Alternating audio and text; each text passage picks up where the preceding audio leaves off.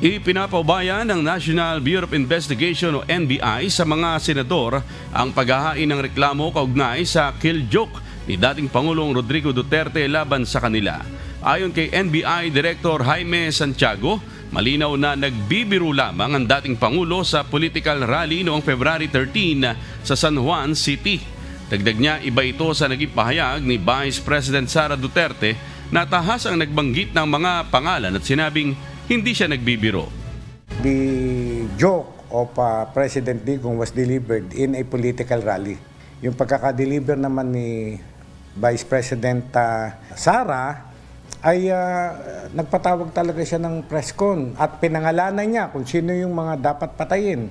The President, the First Lady, and the Speaker of the House. At sinabi pa niya, no joke, no joke. Contrary dito sa deklarasyon ni Presidente Digong, ay kitang-kita ng tao na nagjo-joke lamang siya. Part lamang ng rhetorics ng political speech.